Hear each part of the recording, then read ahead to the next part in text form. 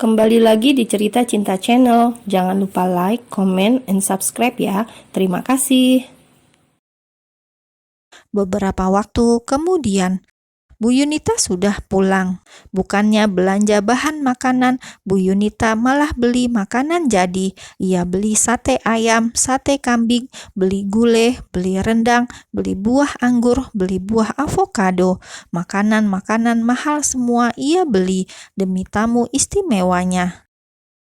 "Harum sekali, kok beli banyak sekali?" tanya ayah Aira pada sang istri saat Bu Yunita menyiapkan semua makanan di meja. "Bapak lupa, tuh ada menantu kita, dia orang kaya, makanan yang dimakan pasti seperti ini," ucap Bu Yunita. "Sering-sering dia kesini biar aku makan enak," kata ayahnya Aira. Bu Yunita hanya tersenyum masam. Keduanya tidak sadar ada Aira yang menguping. "Beli apa, Bu?" "Ini, suamimu pasti suka kan?" Aira hanya melirik kemudian tersenyum kecut. "Sana panggil suamimu, dari tadi pasti perutnya lapar. Panggil juga sopirnya, sejak tadi di luar terus Ibu lihat," kata Bu Yunita sambil melihat ke teras. Tok tok tok. Sebelum masuk, Aira mengetuk pintu kamarnya yang sudah dibajak pria muka tembok tersebut. Pria yang tidak tahu malu dan suka mengaku-ngaku. Tok tok tok. Dari belakang Bu Yunita menegur Aira. "Kamu itu kenapa? Ke kamar sendiri pakai ketok pintu?" tanya Bu Yunita. Aira hanya bisa garuk-garuk kepala, kemudian memutar kenop pintu kamarnya.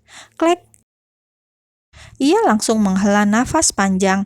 Dilihatnya Farel malah sudah tertidur pulas. Pria itu sudah pakai celana. Aira pun mencari ponselnya, tapi tidak ketemu.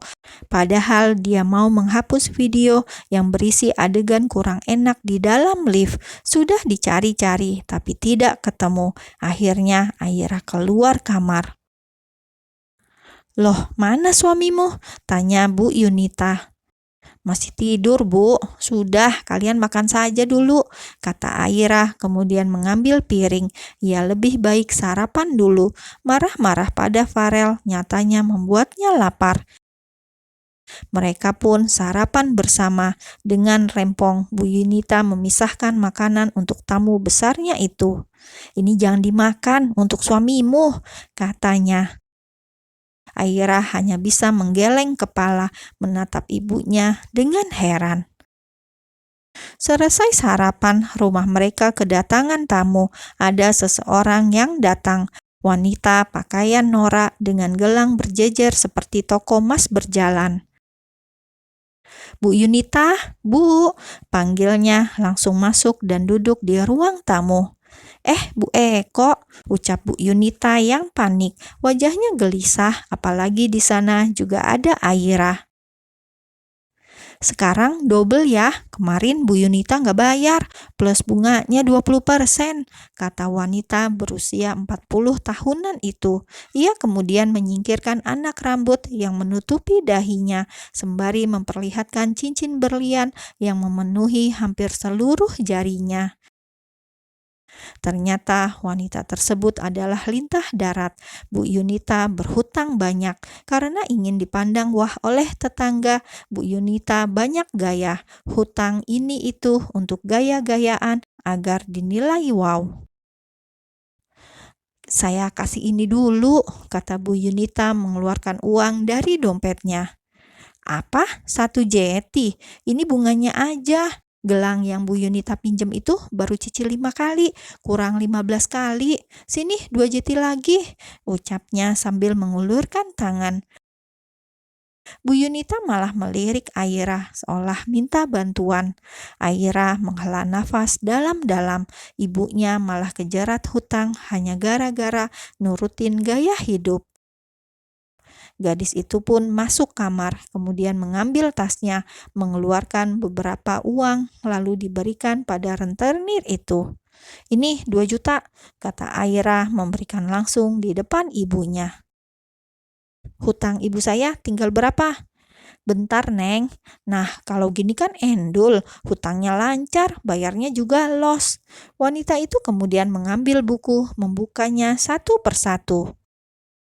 Bu Yunita, kalung 20 gram, cincin, gelang, panset, kompor listrik, sofa, ini total 75 juta. Sama bunganya, ini lupa nggak kecatat, total 110 juta pas. Aira langsung melotot, ia nggak punya uang cash 100 jutaan, ada juga di bank. Bu Eko, kok banyak sekali? Perasaan gak sampai 50 juta? Bu Yunita menyelah. Itu perasaan ibu. Makanya kalau hutang satu belum lunas, jangan ngutang lagi. Nanti Eko rugi. Kan harus tombok, kata Bu Eko merasa orang paling rugi. Aira pun hanya bisa mengusap wajahnya dengan kasar. Ya sudah, nanti sore saya ambilkan di bank dulu. Benar ya, nanti aku potong 1 jeti kalau mau dilunasi, kata Bu Eko. Kalau begitu nanti jam 3 saya kesini lagi. Bu Yunita kelihatan gelisah. Dia tahu Aira pasti akan marah. Dan benar saja, setelah rentenir itu pergi, Aira marah-marah. Aira kecewa sama ibu. Ibu gak berubah. Belum puas ibu jual Aira saat belia dulu. Tidak bisakah ibu hidup biasa saja? Astagfirullahalazim, Aira, kamu sekarang pintar ceramah hanya gara-gara uang beberapa juta itu. Kamu sekarang berani menceramahi ibu. Tidak mau Aira marah padanya, Bu Yunita balik menyentil putrinya itu. Lalu bagaimana dengan uang waktu itu? Uang senilai dengan keperawanan Aira. Bagaimana dengan itu semua? Hai Aira, kamu harusnya bersyukur. Berkat ibu, kamu bisa menikah dengan pria kaya itu. Bersyukur, harga diri Aira dijual dan Aira harus bersyukur. Harga diri? Orang miskin seperti kita mana punya harga diri, Aira? Buka mata kamu. Kalau ibu gak jual kamu, mungkin hidup kita masih menderita. Ayahmu di penjara, kita masih tinggal di gubuk. Sadar kamu, jangan merasa jadi korban.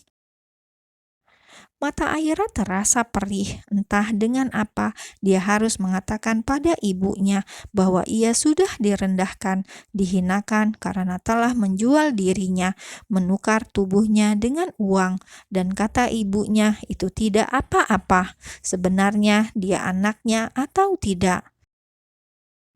Aira menyusut hidung, ia usap pipinya yang sudah basah. Percuma kamu nangis sekarang, kamu harus berterima kasih pada ibu.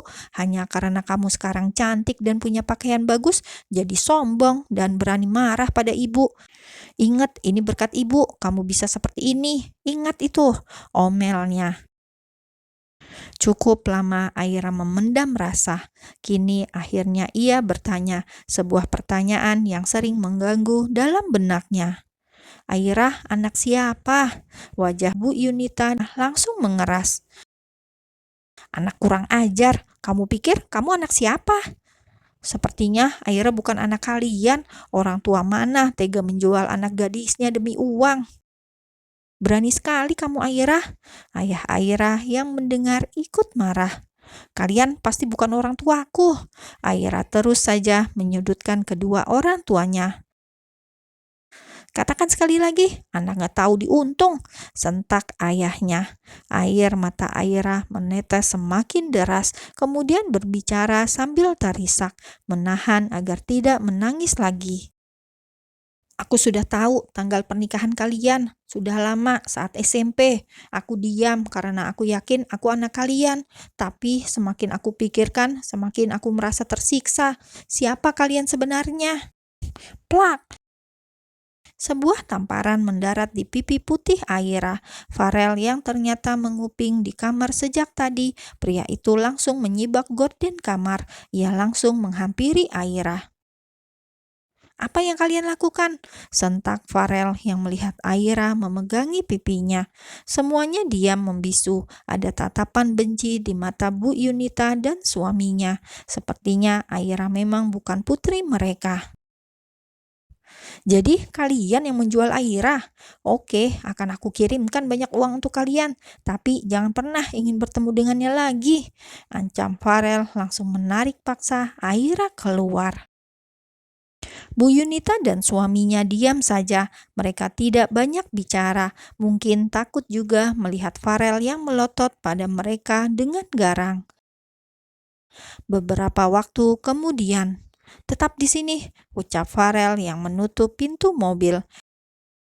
Farel yang habis mencari mesin ATM, ia langsung kembali ke rumah Bu Yunita hanya untuk meletakkan uang 1 kresek. Farel harus mengambil beberapa kartu ATM-nya untuk mengambil uang tersebut. "Jangan hubungi Aira lagi, kalian sudah menjualnya sejak dulu.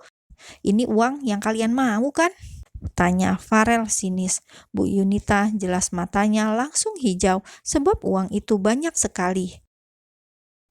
"Mari kita tidak saling berhubungan," kata Farel lagi, kemudian langsung berbalik.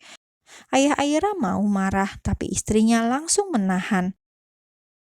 "Sudah Pak, sudah, biarkan," kata Bu Yunita langsung meraup banyak uang di meja.